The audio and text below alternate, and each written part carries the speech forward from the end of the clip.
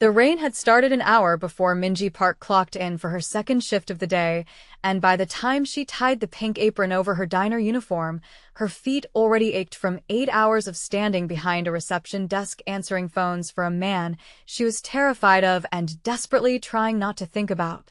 She was 22, exhausted in the particular way that only working 2 jobs while carrying a full course load could make a person exhausted, and she told herself, as she always told herself, that this was temporary. Rent did not care about temporary. Tuition did not care about temporary. So she pinned her hair back, wiped down the counter at Rosie's diner on 5th, and prepared herself for the dinner rush. She did not expect Taeyong Cho to walk through that door. He came in the way he did everything, without asking permission from the room, the bell above the door barely finishing its chime before every head inside had already clocked him.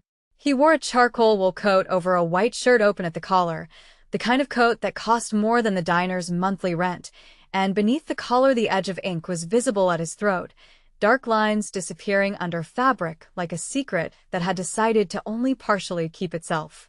He was not a large man in the way people expected mafia bosses to be large.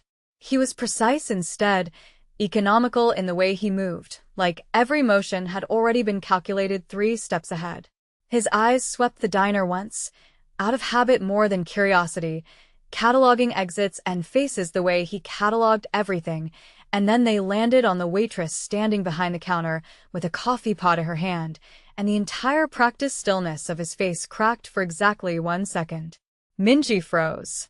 For 3 years she had worked as his executive secretary, had memorized the rhythm of his footsteps in the hallway outside his office, had learned to read the small shifts in his jaw that told her whether a meeting had gone well or badly before he ever said a word.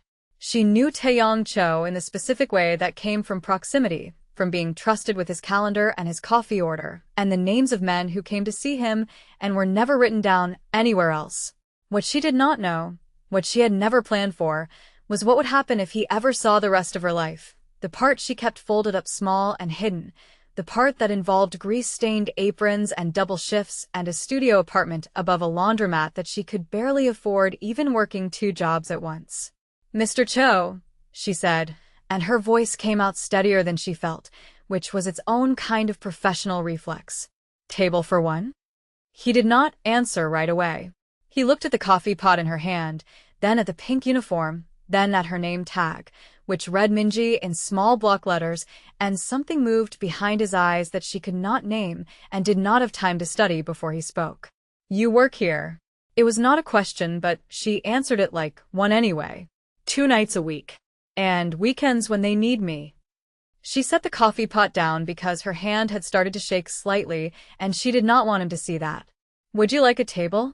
He crossed the diner and sat in the corner booth, the one with a clear view of the door, because old habits did not take nights off, and he set his hands flat on the table the way he did in his office when he was thinking through a problem that had more than one correct answer. She brought him a menu.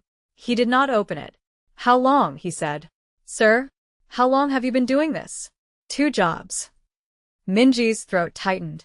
She had spent 3 years making sure that no part of her personal life ever touched the office, had answered every question about her evenings with vague, pleasant deflections, had built a wall so careful that even Haewon, the only other person in the office who liked her, did not know the whole truth.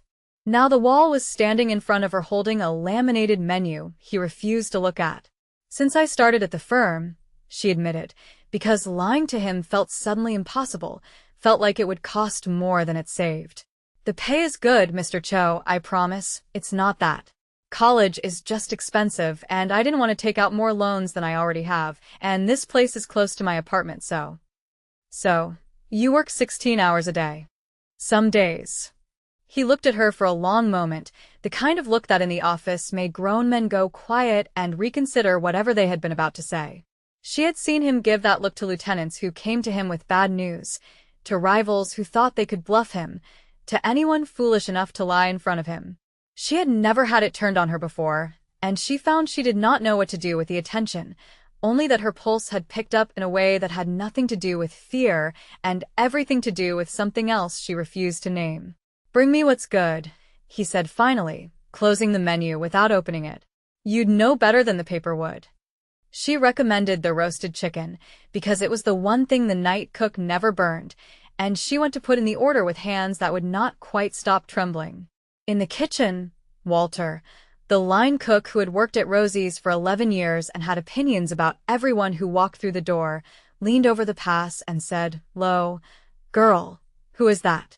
"He's been staring at this counter like it owes him money."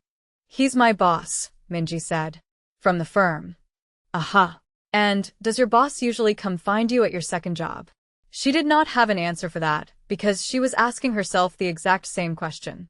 For the rest of the dinner rush, she felt his eyes on her whenever she crossed the floor, not intrusive, not leering, just watching, the way he watched everything, gathering information the way other men gathered breath. She delivered his food. She refilled his water, without being asked. She took care of 4 other tables while he ate slowly, unhurried, a man who had clearly never once in his adult life needed to rush through a meal, and when the diner started to empty out around 9:30, he was still there, coffee cup in front of him, watching the door out of habit and watching her out of something else. At 9:45, a man came in that Minji did not recognize, big through the shoulders in a way that suggested muscle built for something other than a gym, and he did not sit down. He scanned the diner the way Taeyong had, but where Taeyong's scan had been quiet and contained, this man's was hungry, searching, and when his eyes landed on Taeyong in the corner booth, something in his posture shifted into readiness.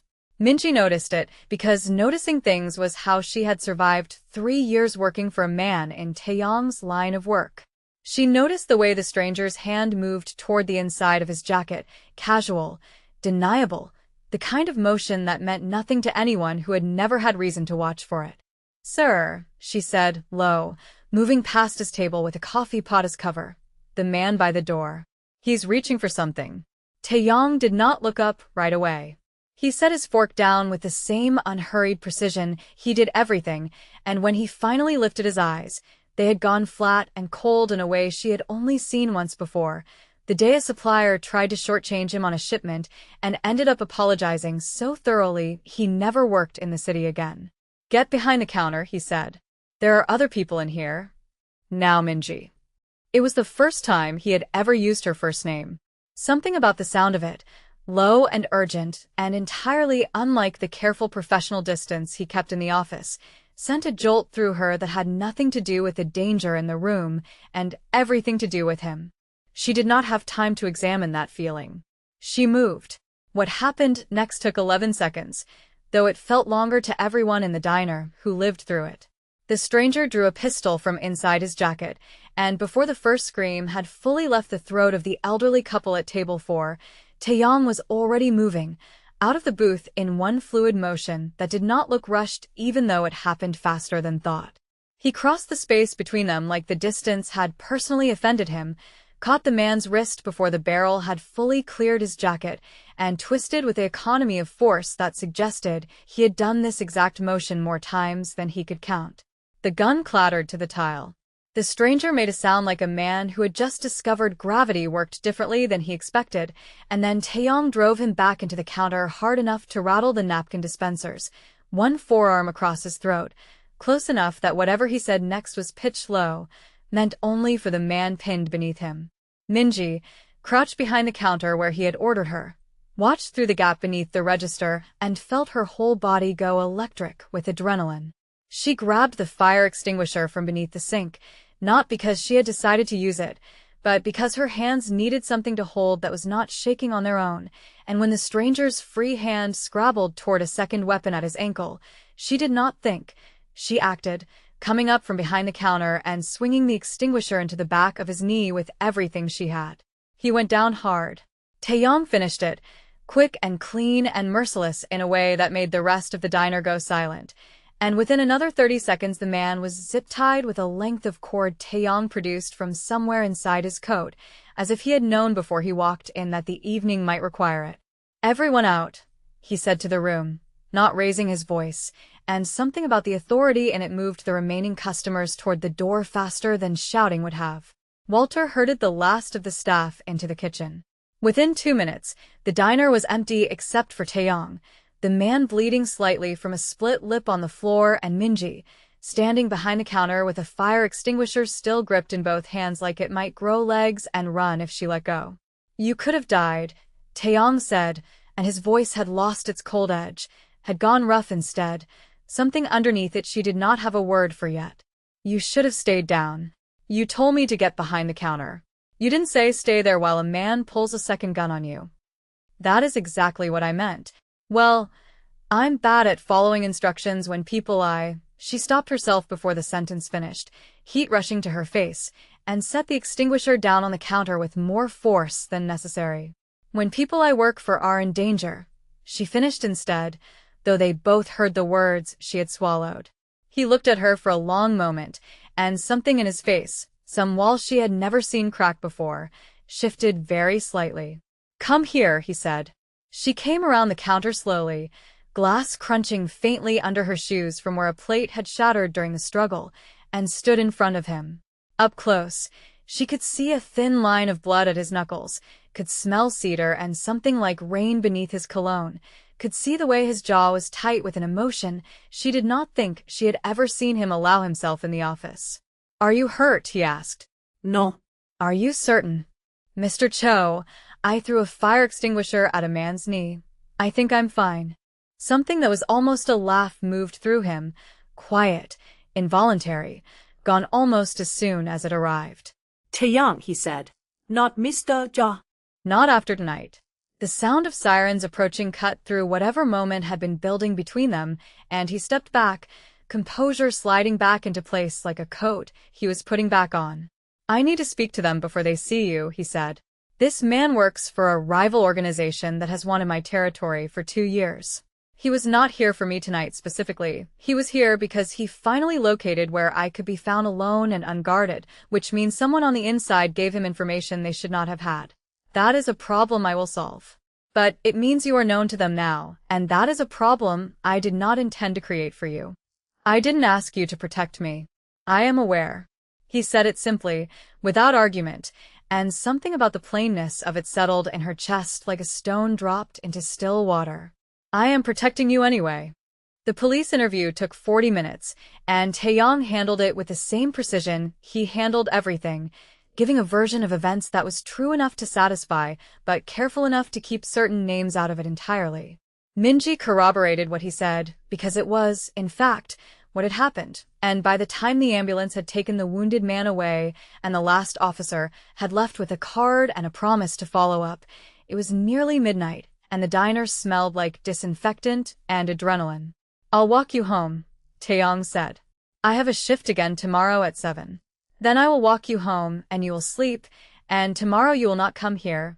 You will call in sick, and you will let me handle what needs to be handled." "I can't afford to call in sick."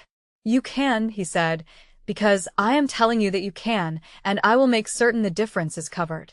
She opened her mouth to argue, because pride was the one thing she had left that no one could take from her, and he must have seen the argument forming because he spoke again before she could.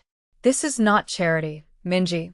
A man came into your place of work tonight with a gun, because of who I am. Whatever this costs you, it is because of me, and I intend to make it right.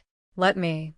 They walked the 6 blocks to her apartment in a silence that was not uncomfortable, rain falling soft and steady around them, his coat close enough that she could feel the warmth radiating off him even without touching. At her door, beneath the flickering porch light of the building above the laundromat, she turned to face him, and for a moment neither of them said anything at all. "Thank you," she said finally, "for tonight. You saved my life tonight as much as I saved yours. Do not thank me for something we did together. I hit a man with a fire extinguisher. I don't know that it rises to the level of saving your life." "He had a second weapon reaching for my back while my hands were occupied," Taeyong said. "You are wrong. It rises exactly to that level." She looked up at him, rain beating in his dark hair, the streetlight catching the edge of the ink at his collar, and felt something shift and settle inside her that she had been holding at bay for 3 years without ever quite admitting it existed. "I should go inside," she said, though she did not move. "You should," he agreed, and did not move either. It was Minji who closed the distance first, rising slightly onto her toes, and Taeyong who met her the rest of the way, one hand coming up to cradle her jaw with a gentleness that seemed impossible given what those same hands had done less than 2 hours earlier.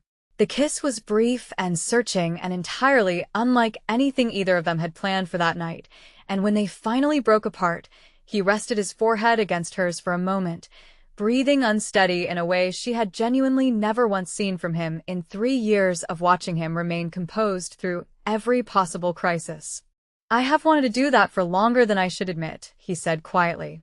"You've never given me any indication." "I am aware. It seemed unwise. You worked for me. I did not want you to feel obligated to accept something you could not comfortably refuse." He pulled back enough to look at her properly. "Tonight changed the terms of everything, whether either of us wanted it to or not." She should have been more careful. She knew, in the part of her mind that still worked in straight lines and cautious calculations, that a man like Taeyong Cho did not exist in a world where romance came without cost, that whatever this was would follow her into danger far beyond a single gunman in a diner. But standing there in the rain with his hand still warm against her jaw, she found she could not make herself care about the danger nearly as much as she cared about the way he had said her name like it belonged to him and no one else. "I have work in the morning," she said, "even if it's not here." "Then sleep," he said, releasing her slowly, reluctantly. "I will have someone outside tonight, watching the building. Not to intrude. Only until I know the threat from tonight has been fully handled. You're putting a guard on my apartment. I am putting a guard on the person who is important to me. If that troubles you, I will remove him. But I would ask you not to make me." She did not make him. Over the following 2 weeks, the wall Minji had spent 3 years building between her office life, and everything else did not so much crumble as get quietly, deliberately dismantled, piece by piece, by a man who apparently did nothing by half measures. He did not make a show of the changes. There was no announcement in the office, no shift in how he treated her during business hours that would have raised suspicion among her coworkers. But every evening at 7, whichever job she was working, a car would be waiting when her shift ended, and some nights Taeyong himself sat behind the wheel, tie loosened, looking like a man who had spent his whole day waiting for exactly this hour. He learned things about her that surprised him, and she suspected some part of him had assumed his secretary's life outside the office was small and simple, a thing that existed in the margins of his own much larger world. He learned that she was studying accounting because she wanted to eventually run her own practice, that she sent money home to her mother in Atlanta more often than she should given her own tight budget, that she laughed with her whole body when something genuinely delighted her, and that the sound of it did something to his chest he had not expected and was not entirely sure he liked losing control over. She learned things about him too, careful pieces offered slowly, the way a man rations out truths he has spent a lifetime keeping locked away. She learned about his older cousin, Dae-hyun, who had raised him after their fathers had both died in the same territorial war 2 decades earlier, who had taught him the business and the violence it required, and who had, 3 years before Minji started working for him, been killed by a rival faction that had promised peace and delivered a bullet instead. She learned that the coldness she had spent 3 years reading as simple professional detachment was, in fact, armor built very deliberately over a wound that had never fully closed, and that the woman he had loved before that war, a woman named Soo-jin who had worked as a translator for one of his rivals, had been killed in the crossfire meant for him, and that he had carried the weight of her death like a stone in his chest ever since, certain that anyone who got close to him would eventually pay the same price. "That is why I did not act on this sooner," he told her one night, sitting on the small couch in her apartment with a cup of tea he had never in his life expected to drink cooling in his hands, because tea was what she had, and he had not wanted to ask for anything more from a woman working 2 jobs to survive. "It is not that I did not see you. I have seen you every day, for 3 years. It is that seeing you and allowing myself to want you were 2 entirely separate things, and I was very good at keeping them separate until the night I walked into that diner and understood I could no longer manage it." "You could still lose me," she said. "That's what you're afraid of. That whatever happened to Soo-jin will happen to me." He did not deny it. "I could," he said simply. "I nearly did, 2 weeks ago, in a diner that had nothing to do with either of us until it did. I'm not going anywhere because you're afraid of losing me." I know, he said. That is precisely the problem. You are not afraid enough of what being near me could cost you, and I am too afraid of it to stop wanting you regardless. The rival organization did not disappear simply because the man they sent had been arrested.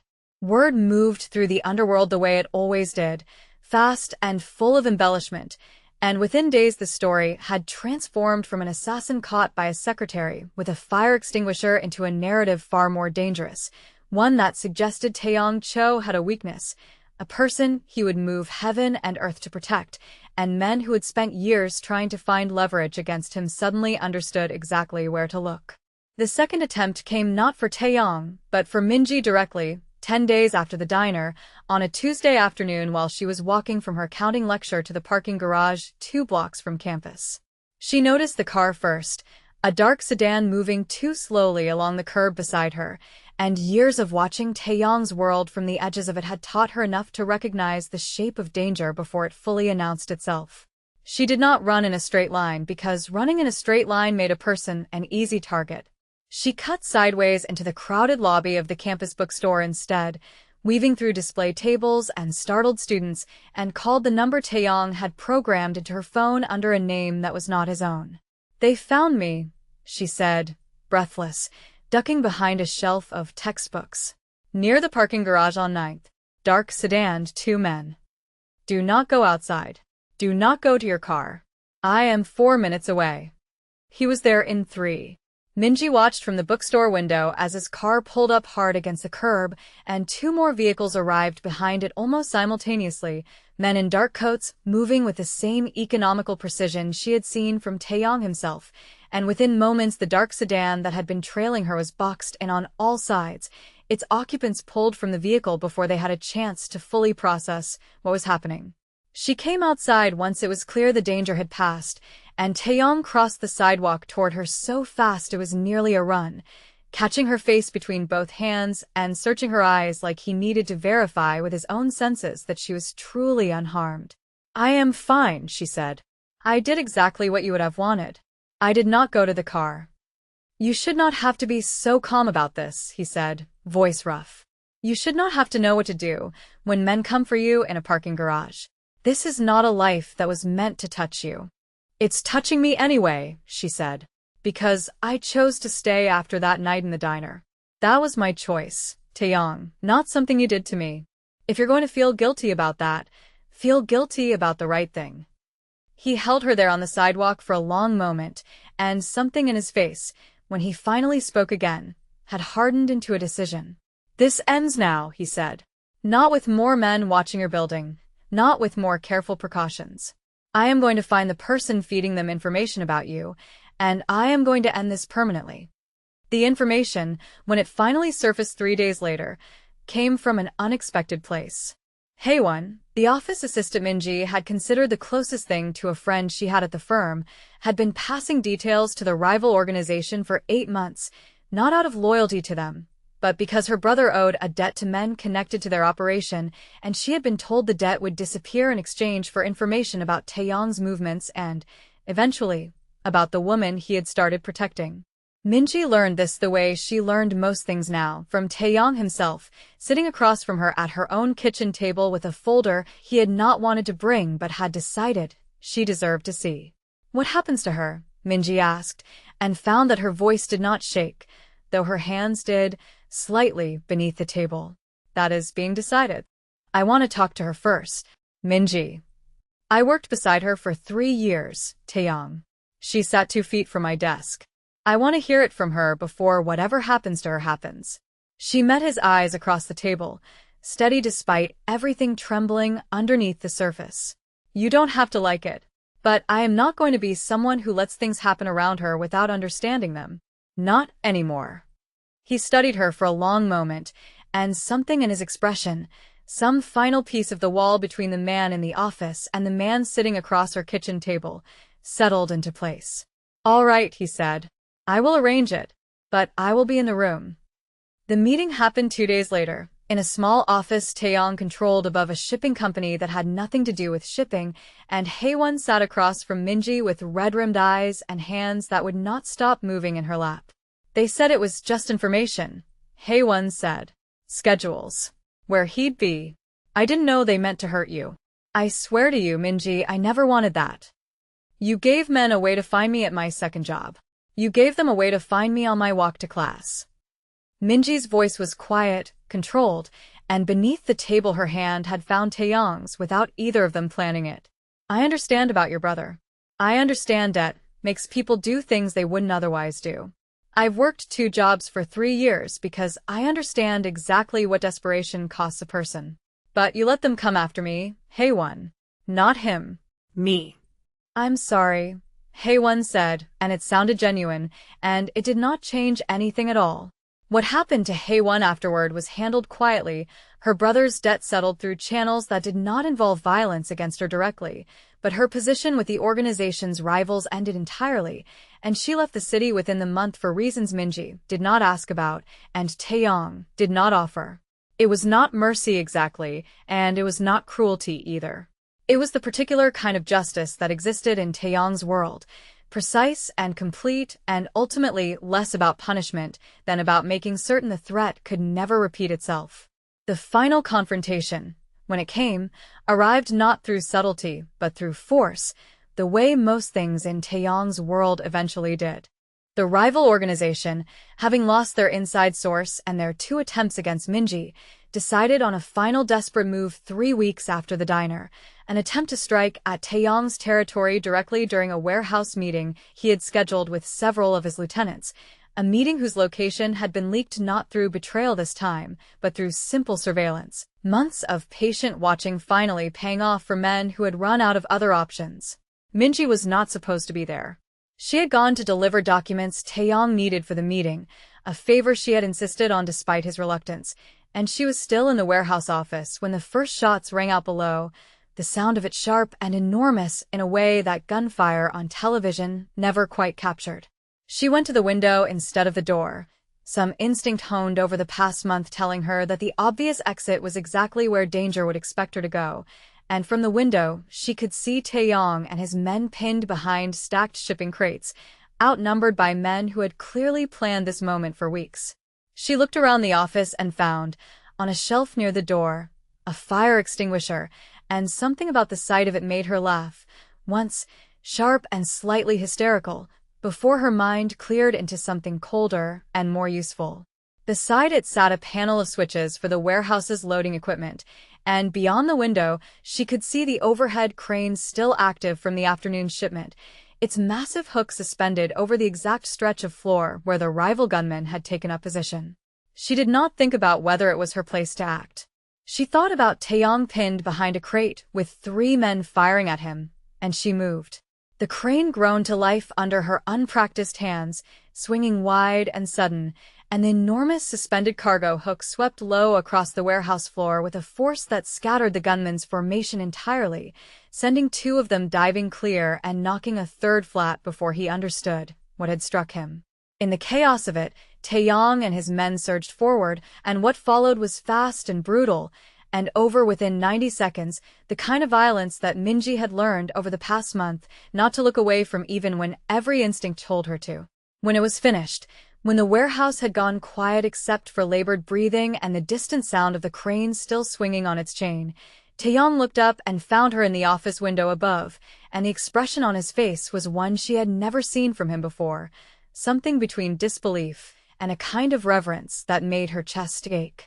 He was inside the office and across the room before she had fully processed that the danger was over, and he took her face in both hands the way he had outside the bookstore, except this time there was no fear in it, only something fierce and unguarded.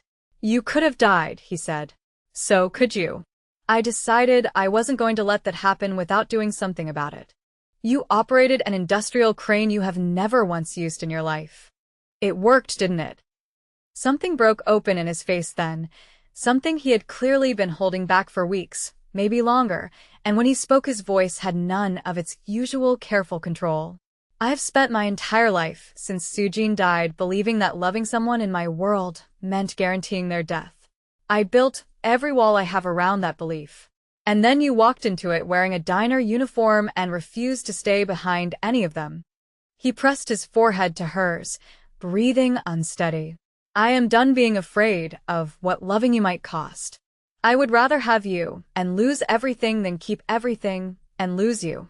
That's the closest thing to a love confession I've ever heard you say. It is the only kind I know how to give, he said. But I mean every word of it.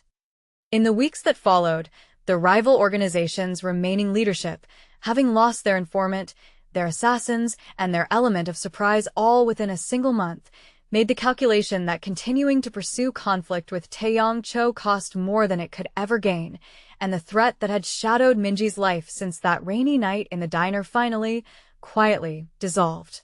She did not quit her second job right away, though Taeyong made his opinion on the matter known more than once, because the pride that had carried her through 3 years of exhaustion was not something she was willing to surrender simply because a dangerous, beautiful man had decided he wanted to take care of her. She finished her degree 11 months later, on a Saturday afternoon in May, and when she looked out from the stage at the small crowd gathered for the graduation, she found Taeyong in the third row, not smiling exactly, because he rarely did, but with an expression on his face that told her everything she needed to know about how completely her presence had rearranged the architecture of his carefully guarded life. That evening, back at the apartment above the laundromat that she still refused to leave despite his patient, ongoing campaign to move her somewhere safer, they sat together on the small couch with a bottle of wine neither of them had finished, and she found herself thinking back to the night this all began, to a coffee pot and a corner booth and a man whose face had cracked open for exactly 1 second when he recognized her behind the counter. "Do you regret it?" she asked, walking into that diner. He considered the question seriously, the way he considered everything, turning his wine glass slowly in his hand. "I regret that it took a gunman for me to finally say what I had wanted to say for 3 years," he said. "I do not regret a single moment after that." She leaned into him, and he let her, and outside the window the city moved on the way it always did, indifferent to the particular danger and tenderness that had reshaped 2 lives inside one small apartment, and Minji thought, not for the first time, that she had spent 3 years believing survival meant staying small and careful and unseen, and that the truest thing she had learned since was that some risks, taken with open eyes, were worth every part of what they cost.